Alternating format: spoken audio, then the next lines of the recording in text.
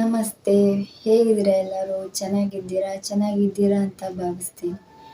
ಏನು ವಿಷಯ ಅಂದರೆ ಬ್ರೇಕಪ್‌ನಿಂದ ಹೇಗೆ ಆಚೆ ಬರೋದು? ಇದರಿಂದ ಹೇಗೆ ಆಚೆ ಬರೋದು?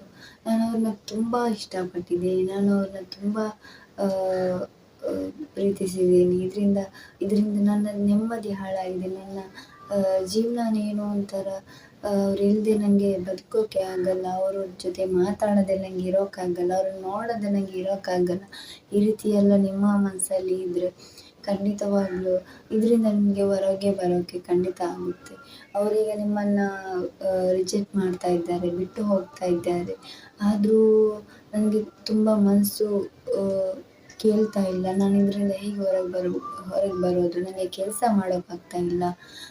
ತುಂಬ ಯೋಚನೆನೇ ಬರ್ತಾ ಇರುತ್ತೆ. ಏನೇನೋ ಯೋಚನೆಗಳು ಬರ್ತಾ ಇರುತ್ತೆ. ಕೆಲಸ ಮಾಡೋಕ್ಕಾಗಲ್ಲ, ಏನು ಮಾಡೋಕ್ಕಾಗಲ್ಲ. ಅದರದ್ದೇ ಯೋಚನೆ ಬರ್ತಾ ಇದೆ ಅಂದರೆ ನಿಮ್ಮನ್ನು ನೀವು ನೆಮ್ಮದಿಯಾಗಿರಿಸಬೇಕು ಅಂದರೆ ಖಂಡಿತ ಇದನ್ನು ಫಾಲೋ ಮಾಡಿ.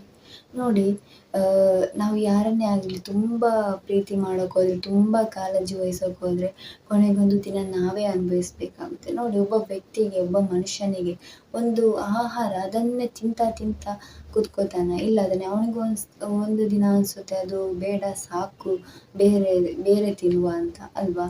ಅದೇ ಥರ ಒಬ್ಬ ಮನುಷ್ಯನಿಗೂ ಕೂಡ ಒಂದನ್ನೇ ಜಾಸ್ತಿ ತಿನ್ನಲಿಕ್ಕೆ ಆಗೋದಿಲ್ಲ ಅಲ್ವಾ? ಅತಿ ಆದರೆ ಅಮೃತ ಕೂಡ ವಿಷ ಅಂತ ಹೇಳ್ತಾರೆ. ಹಾಗೆ ಕೂಡ ಯಾವುದು ಕೂಡ ಅತಿ ಆಗದಾಗೆ ನಾವು ನೋಡ್ಕೋಬೇಕು.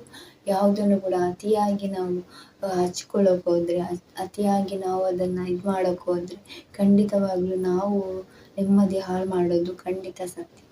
ಸೊ ನಾವು ಯಾವಾಗಲೂ ಸತ್ಯವನ್ನು ತಿಳ್ಕೊಳ್ಳದೆ ಒಬ್ಬರನ್ನ ಪ್ರೀತಿ ಮಾಡೋಕೆ ಹೋದರೆ, ಒಬ್ಬರ ಬಗ್ಗೆ ಕೇರ್ ಮಾಡೋಕೆ ಹೋದರೆ ಸೊ ಅದು ನಮಗೇನೆ ನಮ್ಮ ನೆಮ್ಮದಿ ಹಾಳಾಗೋದು. ನಾವು ಎಷ್ಟು ಹೊರಲಿರ್ತೀವೋ ಅಷ್ಟು ಒಳ್ಳೆಯದು ಅಲ್ವಾ?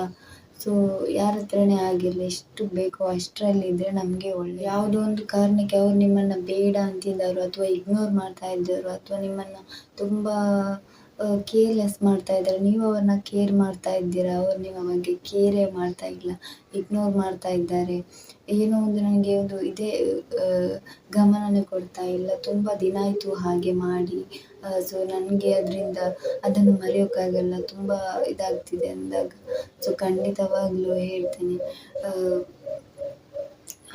ನಿಮ್ಮನ್ನು ನೀವು ಆದಷ್ಟು ಪ್ರೀತಿಸೋಕ್ಕೆ, ನಿಮ್ಮನ್ನು ನೀವು ಪ್ರೀತಿಸಿ, ನಿಮ್ಮನ್ನು ನೀವು ತಯಾರು ಮಾಡಿ, ನಿಮ್ಮ ಬಗ್ಗೆ ನೀವು ಕಾಳಜಿ ವಹಿಸಿ.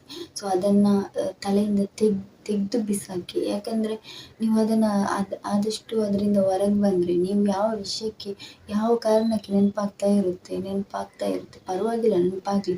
ಆದರೂ ಕೂಡ ನಿಮ್ಮ ಕೆಲಸವನ್ನು ನಿಮ್ಮ ಕೆಲಸಕ್ಕೆ ಗಮನ ಕೊಟ್ಟು ನೀವು ಕೆಲಸ ಮಾಡಿದರೆ ಖಂಡಿತವಾಗ್ಲೂ ನೀವು ಹೋಗ್ತಾ ಎಲ್ಲವನ್ನು ಮರಿತಾ ಹೋಗ್ತೀರ.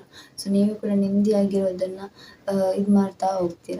ಹಾಗೆ ಹೋಗ್ತಾ ನಿಮ್ಮ ಮನಸ್ಸು ಕೂಡ ಶಾಂತವಾಗ್ತಾ ಹೋಗುತ್ತೆ ಅಲ್ವಾ? ನಿಮ್ಮ ಮನಸ್ಸನ್ನು ಆದಷ್ಟು ಶಾಂತವಾಗಿಟ್ಕೊಳ್ಳಿ. ಆದಷ್ಟು ತುಂಬ ಒತ್ತಡ ಮಾಡ್ಕೋಬೇಡಿ.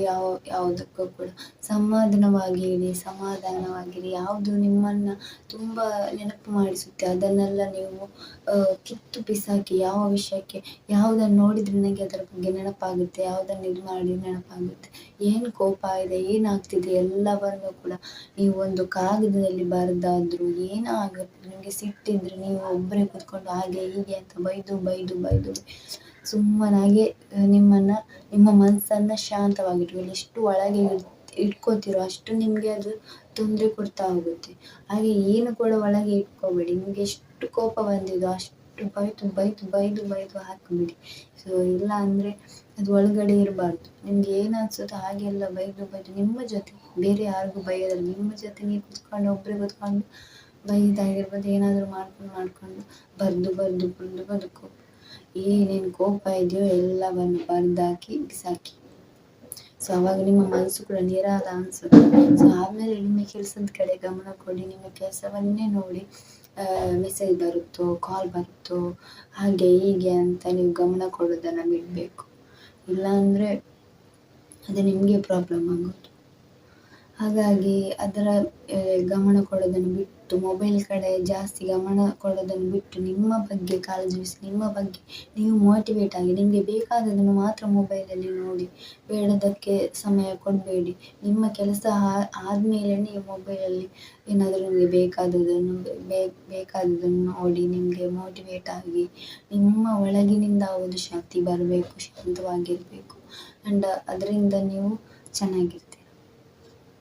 ಸೊ ಇಷ್ಟೆಲ್ಲ ನೀವು ಫಾಲೋ ಮಾಡೋದ್ರಿಂದ ಖಂಡಿತವಾಗ್ಲೂ ಕೂಡ ನಿಮ್ಮ ಬಗ್ಗೆ ನೀವು ಕಾಳಜಿ ವಹಿಸೋದನ್ನು ಕಲೀರಿ. ಆದಷ್ಟು ಬೆಳಿಗ್ಗೆ ಬೇಗ ಎದ್ದೇಳೋದನ್ನು ಕಲೀರಿ.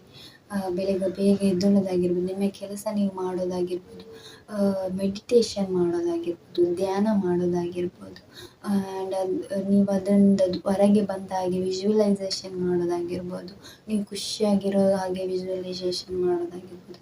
ಸೊ ಇದನ್ನೆಲ್ಲ ಮಾಡಿದರೆ ನಿಮಗೆ ಒಂದು ಒಳ್ಳೆಯ ರಿಸಲ್ಟ್ ಬರುತ್ತೆ. ಆ್ಯಂಡ್ ಎಲ್ಲೋ ಒಂದೇ ದಿನಕ್ಕೆ ಆಗೋದು, ಎರಡೇ ದಿನಕ್ಕೆ ಆಗುವ ವಿಷಯ ಖಂಡಿತ ಅಲ್ಲ ಅಲ್ವಾ.